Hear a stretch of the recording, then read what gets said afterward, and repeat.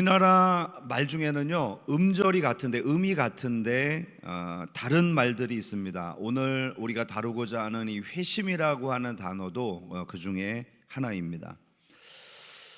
이 모일 회자를 사용하면요, 이 마음이 흐뭇하게 들어맞는 것을 의미합니다. 그래서 우리가 종종 회심의 미소를 짓는다라고 했을 때 마음이 흐뭇하게 잘 들어맞아서 짓는 웃음을 가리키는 것이죠. 자, 또 다른 의미로는 돌이킬 회자를 사용하는 단어인데요, 이것은 마음을 돌이킨 상태를 표현하고 있습니다. 그리고 뉘우칠 회자도 있어요. 이것은 바로 자기의 잘못을 뉘우치는 마음을 뜻합니다. 자, 오늘 우리가 다루고자 하는 이 마음은 바로 돌이킬 회, 즉 과거의 생활을 뉘우치고 고치는 신앙의 눈뜬 상태, 신앙의 출발점을 의미하는 마음입니다. 이것을 기독교 용어로 회심이라고 하고요, 우리는 이 회심을 구원이라고 하는 의미와 같은 의미로 사용하고 있습니다. 자, 여러분에게도 과거 하나님을 처음 만나고 회심하게 된 그 순간들이 있었을 것입니다. 그런데 이 회심의 순간이요, 모두가 동일하진 않아요. 우리의 모양과 상황이 다 다른 것처럼 각자의 이 회심의 순간들과 모양들이 다 다르게 나타납니다. 어떤 사람은 부모님으로부터 신앙을 물려받아서 어릴 때부터 자연스럽게 하나님을 만난 사람들이 있습니다. 오늘 우리 어린이부 아이들이 그런 대표적인 케이스 아니겠어요? 부모님과 함께 태어날 때부터 교인이었어요. 이미 뱃속에서부터 자기는 교회를 다녔어. 내 선택이 아니에요. 그래서 어떨 때는 신앙을 강요받기도 하고, 어떨 때는 어려서부터 자연스럽게 이 크리스찬 문화, 성경적인 문화에 배워서 하나님은 당연히 계신 것으로 알고 자란 세대들이죠. 어떤 사람은 교회가 어떤 곳인가 호기심에 이끌려서 왔다가 주님을 영접하는 경우도 있어요. 저 같은 케이스. 중고등부 때 친구 따라서 교회 가면 이런 재미난 프로그램도 있고 이런 좋은 그런 말씀도 배운다. 교회 가면 어떨까? 뭐 이런 생각으로 교회를 오게 되는 경우도 있죠. 또 어떤 사람은 교인들을 핍박하다가 막 가족 중에 교회를 가는 사람이 있었는데 막 가지 말라고 막 핍박하고, 친구 만나면 크리스찬만 만나면 막 입에 거품을 물고 막 욕을 하고, 그런데 본인이 여기 와서 지금 앉아 있어요. 뭐 그런 분들도 있죠. 여러분, 같은 교회를 다녀도 회심의 현장은 다양합니다. 어떤 분은 부흥회 때 회심하는 분도 있고요, 어떤 분은 수련회 때, 어떤 분은 오늘 예배를 드리다가 성경 공부를 하다가 기도를 하다가, 이런 다양한 회심의 현장들이 있는 것입니다. 이렇게 회심하게 된 다양한 간증들을 들어보면 하나님께서 한 영혼을 얼마나 사랑하셨는지, 그를 구원하시기 위해서 얼마나 치밀하게 계획하셨는가를 우리는 알 수 있습니다. 회심이라고 하는 것은요, 본인 자신에게도 너무나도 소중한 경험이지만 이것을 누군가에게 나눌 때 바로 그 사람에게도 좋은 영적인 도전이 될 수 있는 것입니다. 그래서 바울은 이 전도의 현장에서 종종 자신의 회심에 대한 사건을 증거했던 것 같아요. 그리고 이 사도행전에도 보면 공식적으로 그가 나의 회심이 이러했다고 증언했던 것이 2번이나 나타나게 됩니다. 자, 오늘 본문의 말씀은 바로 사울이었던 이 핍박자가 어떻게 바울이라고 하는 이방인의 사도로 변화될 수 있었는가, 그 중요한 계기, 회심의 순간을 담고 있습니다. 1절과 2절을 보실까요? 사울이 주의 제자들에 대하여 여전히 위협과 살기가 등등하여 대제사장에게 가서 다메섹 여러 회당에 가져갈 공문을 청하니, 이는 만일 그 도를 따르는 사람을 만나면 남녀를 막론하고 결박하여 예루살렘으로 잡아오려 함이라. 자, 여기에 이 사울이 주의 제자들에 대해서 여전히 위협과 살기가 등등했다, 이 구절을 좀 눈여겨 보십시오. 여기서 이 등등했다라고 하는 말이 헬라어로 엠프네오라고 하는 단어인데요, 이게 뭐냐면 숨쉬다라는 단어에서 온 거거든요. 이 콧김을 내뿜는 거예요. 그런데 그냥 하는 것이 아니라 사나운 맹수가 먹이 한 사냥감을 앞에다 놓고 이것을 찢기 전에 성난 콧김을 내뿜으면서 표효하는, 어떤 장면 여러분들 지금은 안 나옵니다만 옛날에 세계의 명화 하면 꼭 이렇게 영화 시작할 때 으앙 하는 사자 있잖아요. 그런 표효하는 장면, 바로 그것이 이 콧김을 내뿜는다라고 하는 그런 모습입니다.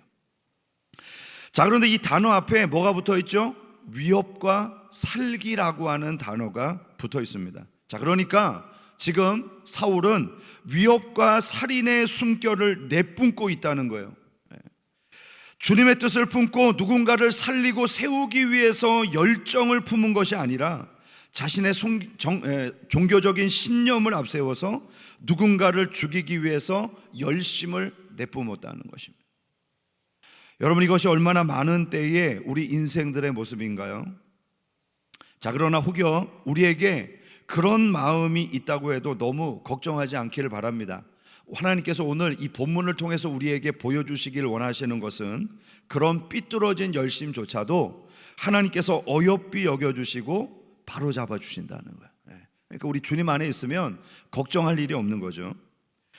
자, 여기에 등장하는 사울은 하나님의 뜻과는 상관없이 나름대로 뭔가 혈기에 넘쳐서 성난 콧김을 내뿜으면서 달려갔는데, 여러분, 그것이 사실은 주님의 품을 향해서 달려가는 길이었다는 걸 누가 알았겠습니까? 그래서 바울은 훗날 이런 인생의 경험을 회고하면서 자신에게 일어났던 이 일은 단순히 한순간에 우연이 된 것이 아니라 바로 하나님께서 미리 택정하시고 은혜로 베풀어 주신 회심이었다, 이렇게 고백합니다. 갈라디아서 1장 15절, 그러나 내 어머니의 태로부터 나를 택정하시고 그의 은혜로 나를 부르신 이가. 그러니까 사울에게 있어서는 그 순간이 결정적인 회심의 순간이었지만 하나님은 이미 어머니의 태로부터 정해놓고 그를 불러주셨다는 거죠. 자, 오늘 본문에서 누가는 사울이 주님께 부름받던 바로 그때의 일에 대해서 우리에게 들려줍니다. 3절, 사울이 길을 가다가 다메섹에 가까이 이르더니 호련히 하늘로부터 빛이 그를 둘러 비추는지라. 자, 바울의 일행이 다메섹에 거의 가까이 다다랐을 때 갑자기 하늘로부터 강한 빛이 그들을 둘러 비췄다는 것입니다. 자, 오늘 본문에 보면 이 바울 혼자만 이 빛의 영향을 받은 것으로 되어 있지만 이 바울이 아그리빠 왕 앞에서 이 자신의 회심을 증언하는 것을 보면요, 바울의 일행 모두가 이 강력한 빛에 노출되어 있었다는 것을 볼 수 있습니다. 그래서 모든 사람이 함께 쓰러진 거예요. 자, 그러니까 이 빛이 얼마나 강한 빛이었는가를 한번 생각해 보십시오. 지금도 이 팔레스타인 지방에는요, 이 정오에 내려쬐는 햇빛이 얼마나 강렬한지 거의 살인적인 더위라고 이름을 붙여도 전혀 어색하지 않을 빛이 내려쬐니다. 여러분이 뜨거운 태양이 내리쬐는 광야에 혹시 가보신 적이 있나요? 어떻습니까? 사막에 가보신 분? 제가 이게 몽골에 갔을 때 그 몽골 끝자락에 고비 사막이 걸쳐 있거든요. 그래서 거기에 가면 얼마나 강렬하게 내리쬐는 이 태양빛을 만날 수 있는지 모릅니다. 자, 그런데 이 몽골은 그래도 북쪽 지방이잖아요. 그래서 뭐 그렇게 강력하게 죽을 만하다 이렇진 않은데 이 팔레스타인 이 지역은요, 정말 얼마나 강렬한지 바위 위에다 계란을 깨뜨리면 계란이 후라이가 될 정도로 전혀 놀랍지 않죠. 뭐 굳이 뭐 그거를 광야까지 가서 후라이를 하냐, 우리 집에 가스레인지 키면은 되는데 그 정도로 열기가 뜨거운 거죠.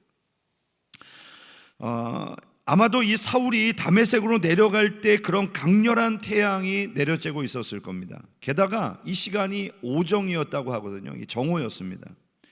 훗날 바울은 이때를 회상하면서 유대인들에게 자신의 회심을 증언할 때요, 정확한 시간을 언급하는데 사도행전 22장 6절입니다. 가는 중 다메섹에 가까이 갔을 때에 오정쯤 되어 호련히 하늘로부터 큰 빛이 나를 둘러 비치매. 자, 여기 보시면 사울이 얼마나 열심을 내었는가를 우리가 이 대목을 통해서 발견할 수 있습니다. 여러분, 중동 지역에서 12시는요 너무 더워서 아무도 활동하지 않는 시간입니다. 그런데 바울의 일행이 지금 그늘이 아닌 어디에 있어요? 광야에 있잖아요. 광야. 그늘이 없어요. 그러니까 얼마나 더웠겠습니까? 자, 그러나 그들은 다메섹으로 가는 일정을 늦추지 않았습니다. 제 생각에는요, 이 바울이 재촉했을 가능성이 많아요. 왜냐하면 바울이 책임자인데 지금 혹여라도 이 다메섹에 있는 그리스도인을 잡으러 가는 이 노정에서 정보가 새 나가면 어떡합니까? 지금 자기를 잡으러 온다는 사람들에 대한 소식이 들려오면 거기에 있는 그리스도인들이 다 도망갈 거 아니에요? 그러니까 그 정보가 노출되기 전에 빨리 이동을 해서 급습을 해야 한 명이라도 더 잡을 것이 아니냐. 그러니까 우리는 우리의 걸음을 멈출 수 없다. 그러면서 일행들을 막 재촉하고 강행을 했던 것이죠. 그런데 여러분, 우리 주님의 강한 빛이 이 광야의 강렬한 태양을 무색하게 할 정도로 훨씬 더 강했다는 거예요. 그 장렬하는 태양 앞에서도 멈추지 않고 행군하던 이들이 이 주님의 빛 앞에는 다 꼬꾸라진 것이죠. 4절 말씀에 이렇게 기록됩니다. 땅에 엎드려서 들음에 소리가 있어 이르시되 사울아 사울아 내가 어찌하여 나를 박해하느냐. 이 강력한 빛 안에서 주님의 음성이 들려온 것입니다. 사울아 사울아 어찌하여 내가 나를 박해하느냐. 그러나 여러분 생각해 보십시오. 이때까지 사울은 예수님을 만난 적이 없습니다. 이때까지 사울은 단 한 번도 예수님을 박해한 적이 없는 사람이었습니다. 그러나 주님은 사울이 자신을 박해했다고 말씀합니다. 여러분, 우리는 이 구절을 통해서 예수님께서 자신과 우리 성도들을 동일시하고 있다는 것을 다시 한번 확인합니다. 여러분, 지금 대신방이 막바지에 이르르고 있는데요, 올해도 많은 가정들이 우리 신방대원들을 정말 따뜻하게 맞아주시고 정성을 다해서 섬겨주셨습니다. 제가 잘나서 그랬을까요? 목사님 오시니까 잘 섬겨요. 그게 아니죠. 모두가 다 우리 주님 때문에 그렇게 하신 거잖아요. 예수님께서도 분명히 자신의 이름으로 나를 영접하면 주님을 영접하는 것과 똑같이 여겨주시겠다고 말씀했잖아요. 요한복음 13장 20절입니다. 내가 진실로 진실로 너희에게 이르노니 내가 보낸 자를 영접하는 자는 나를 영접하는 것이요 나를 영접하는 자는 나를 보내신 이를 영접하는 것이라. 마태복음 18장 5절입니다. 또 누구든지 내 이름으로 이런 어린아이 하나를 영접하면 곧 나를 영접함이니. 그러니까 여러분, 대신방 받아야 되겠어요? 안 받아야 되겠어요? 받아야 되겠죠. 아직까지 못 받고 받을까 말까 하시는 분들은 빨리 받으셔야 돼요. 여러분, 기도할 때 주님 제발 우리 집에 찾아와 주세요, 그렇게 기도하지 말고 쉬운 방법이 있습니다. 이 목사를 주님의 이름으로 집에 초청하세요. 그러면 주님이 여기 성경에 있잖아요. 누구든지 주의 이름으로 어린아이 하나를 영접하면 곧 나를 영접하는 것이다. 아멘이 없는 거 보니까 시원치가 않네. 자, 오늘 이 말씀은 반대로 하나님의 사람들을 거절하고 박해하는 것은 바로 하나님을 거절하는 것으로 받아들인다는 의미입니다. 누가복음 10장 16절 너희 말을 듣는 자는 곧 내 말을 듣는 것이요 너희를 저버리는 자는 곧 나를 저버리는 것이요 나를 저버리는 자는 나 보내신 이를 저버리는 것이라 하시니라. 고린도전서 8장 12절입니다. 이같이 너희 형제에게 죄를 지어 그 약한 양심을 상하게 하는 것이 곧 그리스도에게 죄를 짓는 것이다. 그래서 이 땅에 살아가고 있는 성도들은 바로 예수님이세요. 예수님을 대하듯 섬기고 사랑해야 합니다. 자, 이런 관점에서 생각을 할 때 여러분들이 무슨 일을 만나더라도 우리는 절대 혼자일 수가 없는 것입니다. 여러분의 가슴 깊이 새겨져 있는 그 아픔들과 고통까지도 우리 주님은 다 알고 계시고 모든 아픔을 다 짊어져 주시는 것이죠. 혹시 여러분이 예수님의 이름으로 누군가에게 멸시를 받고 있다면 그 멸시는 여러분이 받는 것이 아니라 우리 주님이 받고 계신 거예요. 만일 여러분이 주님을 위해서 어떤 일을 하고 계신다면 그것은 혼자 하는 것이 아니라 주님과 함께 동력하고 있는 것입니다. 우리 옆에 분들에게 한번 인사할까요? 당신은 혼자일 수가 없습니다. 한 번 더 인사합시다. 당신은 언제나 주님과 함께하고 있습니다. 그래요.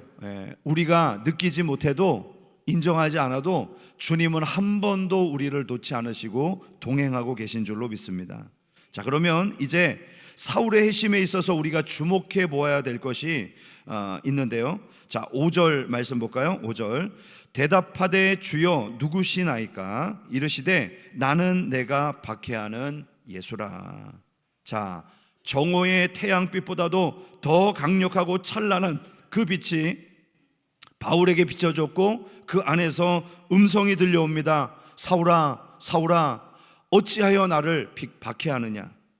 이 놀라운 광경은 사울과 함께한 모든 사람들에게 순식간에 임했습니다.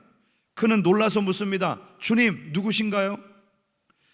자, 그러자 주님께서 또 대답합니다. 나는 내가 박해하는 예수라.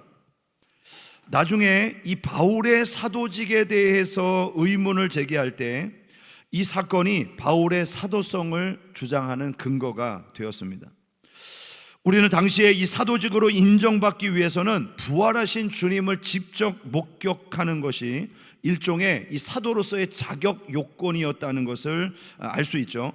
자, 가룟 유다의 빈자리를 채우기 위해서 초대교회가 한 사람, 마띠아라고 하는 사람을 선택할 때 내걸었던 조건이 뭐죠? 여러 가지 조건 중에 우리와 함께 주님을 목격한 자예요. 그러니까 주님을 직접 본 사람들만이 사도가 될 수 있습니다. 그래서 바울은 고린도 교회에 들어온 거짓 교사들이 바울이 무슨 사도냐, 이런 사도성에 대해서 문제를 삼았을 때 이 성도들에게 만삭되어 나지 못한 나에게도 우리 주님이 직접 자신의 모습을 보여주셨다, 이렇게 주장을 했습니다. 그저 주님과 눈인사한 정도가 아니라 주님과 아주 깊은 교제를 나눈 사이가 바울이었죠. 자, 오늘 본문은 누가의 기록이고요. 사도행전 26장에 가면 바울이 아그리빵 왕 앞에서 자신을 증언하는 내용이 기록되어 있는데, 거기에 보면 우리 주님께서 좀 더 자세한 말씀으로 바울과 대화를 하십니다. 그런데 이 바울의 상태, 영적인 상태를 우리 주님이 깊이 알고 계세요. 사도행전 26장 14절.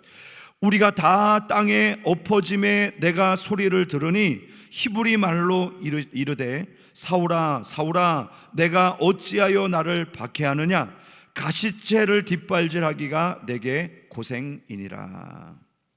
자, 여기서 이 가시채라고 하는 이 번역된 단어는 사실 막대기라고 번역되는 것이 더 좋은 그런 단어입니다. 이 가시채는요, 동물을 몰 때 쓰는 이 막대기 끝이 뾰족한 도구를 의미합니다. 그래서 이 단어는 때때로 이 찌른다라고 하는 말로도 번역이 가능해요. 뾰족한 끝으로 찌른다라고 했을 때 쓰는 말입니다. 특히 소가 멍에를 맬 때 이 멍에를 매면 아프잖아요. 아프니까 이 소나 말들이 아플 때 그거를 모면하기 위해서 하는 공격 형태가 있잖아요. 뒷발질. 뒷발질. 안 보이죠? 뒷발질. 뒷발질을 한단 말이에요. 그러니까 소 뒤에서 이 붙잡고 있던 이 사람들이 뒷발질을 해갖고 이 당하면 어떻게 됩니까? 거의 사망급이잖아요. 그래서 이 가시채, 바로 이 막대기를 뾰족한 것들 그 뒷발에다 갖다 대는 거예요. 설치를 해놓는 거예요. 그러면 얘가 뒷발질을 하다가 가시채에 찔리니까 어떻게 됩니까? 아파요. 한두 번 하다 보면 이 미물인 소도 이 뒷발질하면 내가 아프구나, 하지 말아야지, 그걸 깨닫게 된다는 거예요. 자, 그러면 예수님은 왜 사울에게 이런 이야기를 하신 것일까요? 그것은 사울이 이미 어떤 그 마음의 막대기, 이 찔림이 가책을 받고 있었다는 것을 의미합니다. 그러므로 지금까지 사울은 이 성령님이 주시는 마음의 가책을 거부하면서 대적하고 있었던 것이죠. 소위 자신이 진리라고 믿고 있었던 그것을 고수하기 위해서 그는 성령님과 열심히 싸우고 있었던 겁니다. 그는 좋은 학벌을 가지고 있었습니다. 정통 유대인으로서 바리새인의 교육을 받았고요, 성경 공부를 아주 많이 한 성경에 능통한 학자였습니다. 그렇기 때문에 예수님이 메시아라는 사실을 의심할 수밖에 없었죠. 왜냐하면 자기가 받은 교육으로는 예수님이 메시아이면 안 됐어요. 자, 그러나 성령님은 성경을 기록한 저자이지 않습니까? 성경을 볼 때마다 예수님이 메시아인 것 같은데, 구약에서 이런 분이 메시아라고 했는데 예수님의 모습과 너무 닮아 있는 거예요. 그런데 유대교의 교리를 보면 예수님이 메시아가 아니에요. 이런 갈등이 계속해서 일어났던 것이죠. 성령님은 찔림을 주시고 바울은 거부하고 계속 이런 일들이 일어나고 있었던 것입니다. 바울은 자신이 배웠던 교육, 자신이 가지고 있었던 지식, 자신이 가지고 있었던 신념을 앞세워서 계속 성령님을 향해서 뒷발질을 하고 있었던 것입니다. 바울이 예수님을 직접 목격하지는 못했어도 이 예수님에 대한 이야기를 그는 많이 들어서 알고 있었을 것입니다. 왜냐하면 예수님을 앞장서서 핍박했잖아요. 그리스도인들을 핍박하는 사람이었잖아요. 혹여라도 그가 예수님이 살아계실 당시에 산헤드린 공회에 소속되어 있는 사람이었을 가능성도 전혀 배제할 수는 없는 일입니다. 또 유대교에 충성하던 그는 스데반의 죽음을 눈앞에서 목격했죠. 그런데 그에게 이것이 너무나도 큰 충격이었어요. 자신을 모함하고 죽이려는 자들을 향해서 천사의 얼굴을 하면서 복음을 전하고 있는 지금 눈앞에 죽음이 임박하고 있음에도 불구하고 당당한 모습으로 그 죽음을 맞이하고 있는 이 스데반을 볼 때 저 사람이 믿고 있는 것이 진리 같은 거예요. 자, 그것은 바로 바울을 찌르고 있었던 마음의 막대기였습니다. 주님은 바로 이처럼 다양한 방법으로 그의 마음에 계속해서 막대기로 찌르고 계셨던 것이죠. 여러분 어떠신가요? 혹 성령께서 찔림을 주고 계신데도 계속 미련하게 뒷발질하고 계신 분들은 없으십니까? 만약 그런 분들이 계시다면 명심해야 합니다. 우리가 주님과 싸우기로 결정했을 때 우리는 이길 수 없는 싸움을 시작한 거예요. 절대로 이길 수 없습니다. 그것은 나만 괴롭게 하는 뒷발질일 수밖에 없어요. 그런 싸움 하지 마시고 주님과 한편 먹기를 축복합니다. 자, 예수님의 음성이 들려오자 사울이 즉시로 반응하죠. 자, 이번에는 22장의 동일한 내용을 보겠습니다. 사도행전 22장 10절. 내가 이르되 주님 무엇을 하리이까? 주께서 이르시되 너는 일어나 다메섹으로 들어가라. 내가 해야 할 모든 것을 거기서 누가 이르리라 하시거늘.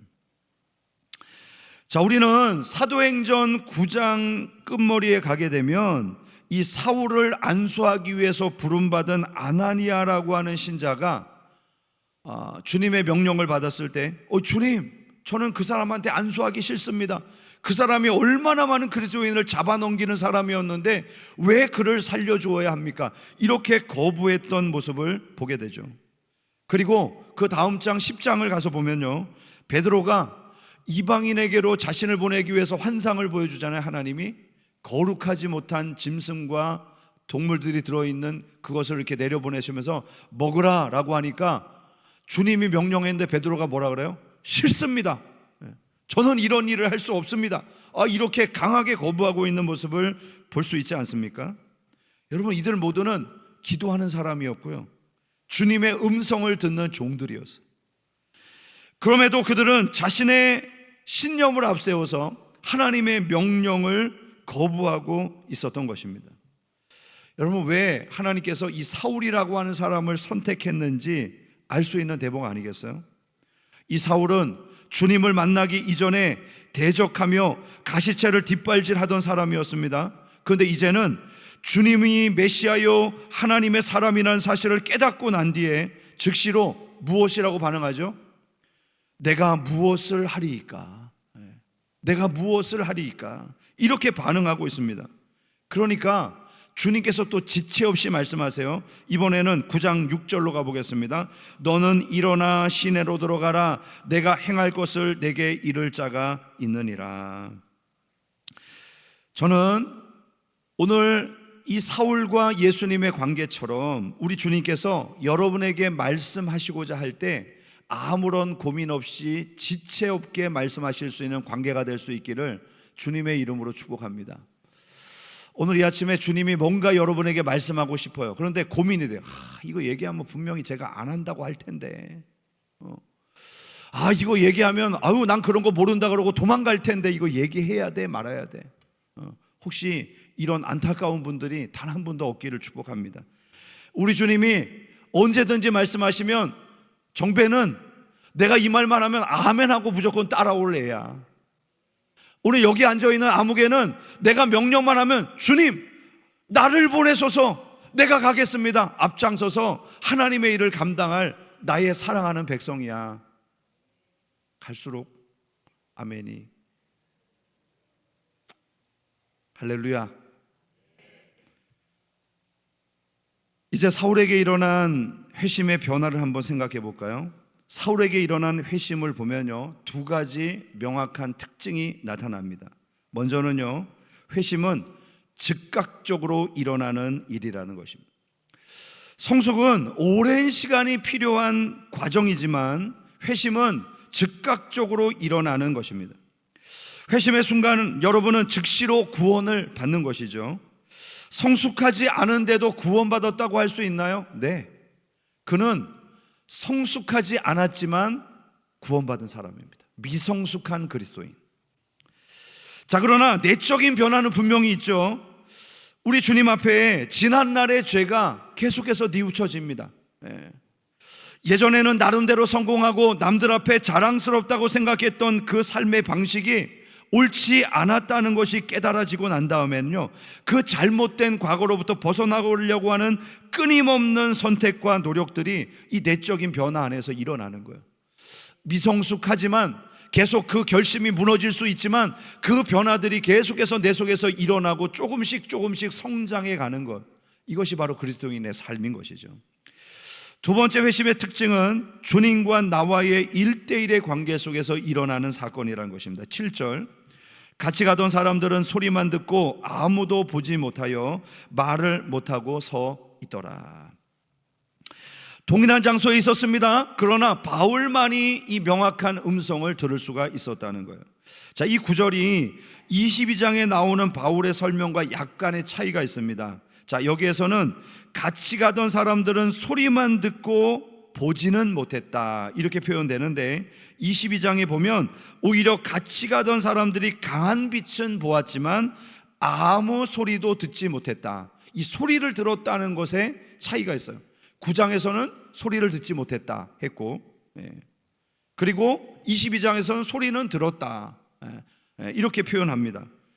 자, 이것은 충돌되는 내용이 아니라 상호를 보충하고 있는 내용이에요. 제가 정리를 해드릴 테니까 잘 들어보세요. 먼저는 하나님의 강력한 빛이 비추었을 때 모든 사람들이 이 빛을 보았어요. 자, 그리고 말을 듣기는 했지만 말씀하시는 분을 보지는 못했다는 거예요. 그러니까 그런 표현입니다. 빛을 보았는데 말씀하시는 분은 못 봤다, 이 표현인 것이죠.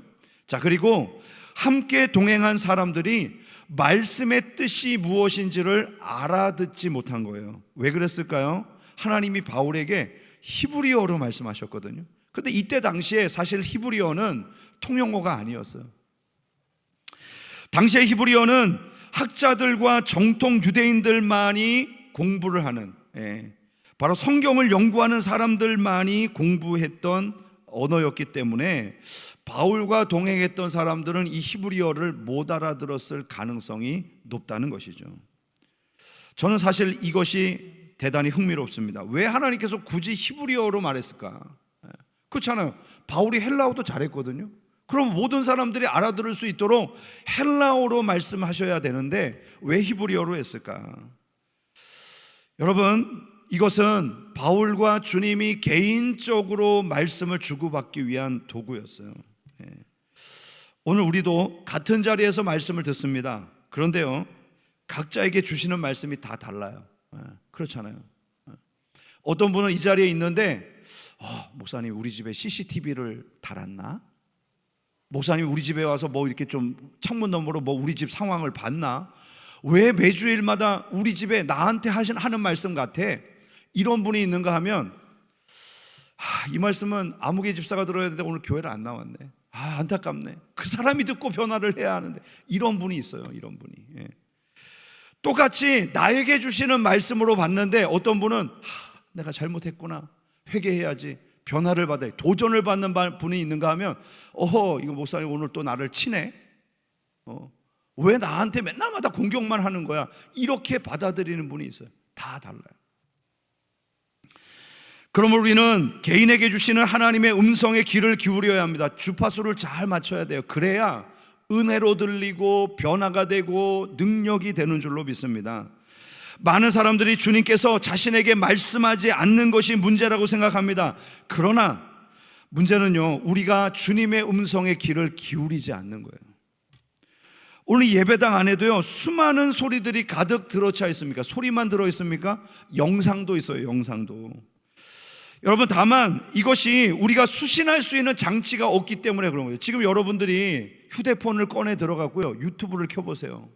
그리고 영상을 딱 클릭을 하면요, 거기에서 음성과 영상이 나와요. 왜 그런가요?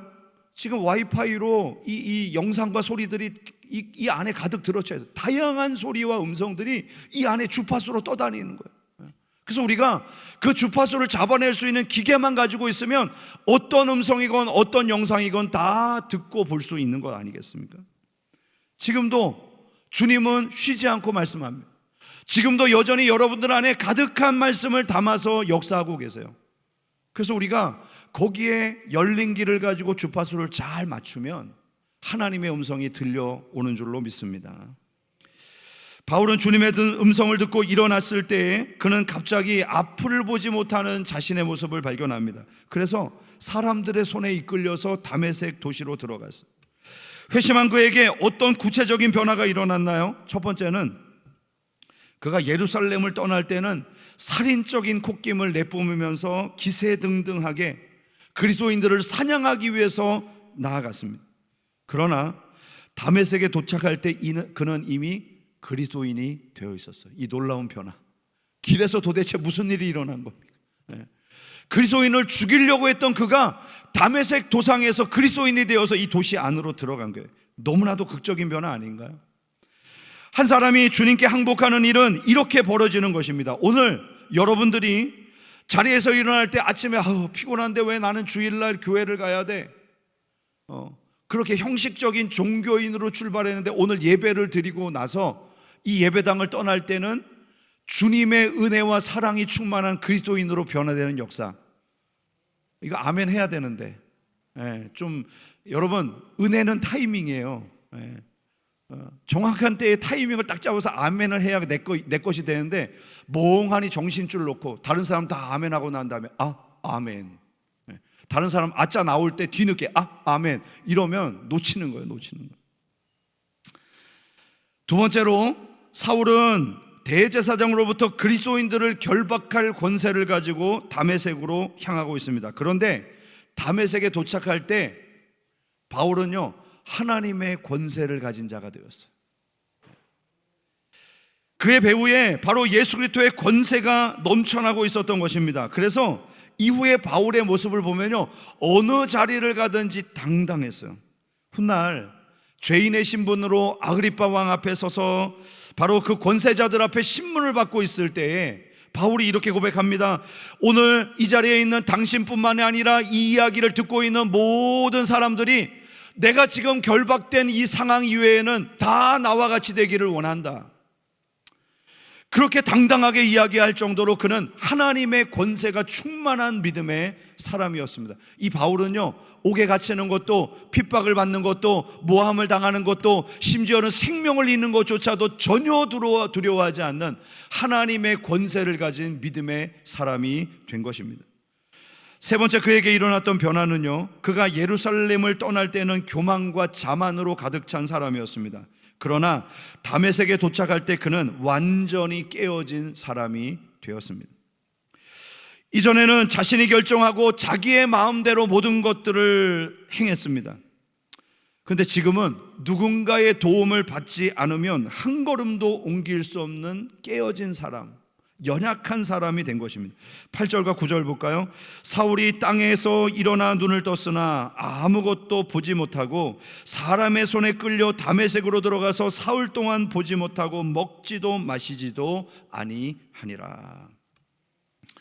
바울은 이때로부터 3일 동안 보지도 못했고 먹지도 마시지도 금식을 했다는 것이죠. 여러분, 이 기간 중에 바울의 마음을 스치고 갔던 수많은 회상들이 있었을 거 아니에요. 내가 왜 주님을 알아보지 못했을까? 내가 왜 저렇게 순수한 하나님이 사랑하는 저들을 옥에 잡아 죽이고 그들에게 고통을 주었을까? 내가 얼마나 하나님이 슬퍼하는 일을 했던가? 후회도 되고 회개도 되고 앞으로는 그렇게 살지 말아야지 결심도 하고 수많은 일들. 우리는 나중에 주님께서 이 아나니아에게 환상 중에 말씀하실 때 바울이 저기 직가라고 하는 곳에 유다라는 사람의 집에 들어가서 조용히 기도하고 있다는 말씀을 보게 됩니다. 성난 콧김을 몰아내시면서 이리 뛰고 저리 뛰며 좌충우돌 하던 그 위험한 사람이 지금은 뭐 하고 있어요? 얌전히 기도하며 주의 뜻을 기다리고 있는 거예요. 비로소 이제 그가 뭔가 주님이 쓰실 만한 사람으로 변화된 것입니다. 여러분, 교만과 자만으로 가득 차 있는 사람은요, 아무리 열심을 내도 주님이 절대 쓰지 않아요. 우리는 오직 삶을 인도하여 주실 주님 앞에 내 주여 뜻대로 행하시옵소서 이렇게 고백하고 기도하며 기다려야 합니다. 자, 오늘은 사울의 회심에 대해서 우리가 함께 살펴보았습니다. 그는 주님을 위해서 살겠노라고 거친 숨을 몰아쉬면서 열심히 달렸지만 사실은 방향이 잘못된 다름질이었습니다. 주님이 그를 찾아오셔서 말씀합니다. 사울아, 네가 왜 나를 박해하느냐? 너가 나를 위해서 한다고 했지만 그것은 나를 박해하는 일이었어. 너는 뾰족한 막대기를 뒷발질하는 것처럼 그렇게 괴로움을 당하고 있구나. 사울이 말합니다. 주님, 그러면 저는 어떻게 해야 되죠? 제가 지금부터 무엇을 해야 합니까? 그러자 주님 말씀합니다. 내가 너에게 가르쳐 줄 테니까 이제부터는 너 마음대로 하지 말고 나와 상의하자. 나와 동행하자. 내가 가르쳐 주는 그 일을 너가 해야 한다. 그래서 사울은 지금 조용히 앉아서 금식하며 기도하고 하나님의 뜻을 구하는 그런 믿음의 사람으로 변화된 것입니다. 혹 지난날에 자신의 모습을 돌아볼 때 주님보다 앞장서서 열심을 내며 달려갔던 분들 계시지 않나요? 주님, 제가 앞장설 테니까 주님은 아무 걱정하지 말고 저를 따라오세요. 제가 주님 지켜드릴게요. 주님의 일을 할게요. 여러분, 그러나 그것은 너무나도 위험한 결정입니다. 주님, 내가 무엇을 하리이까? 내 주여 뜻대로 행하시옵소서라고 고백하는 우리 성도와 인간교회가 될 수 있기를 오늘 이 아침 주님의 이름으로 축복합니다.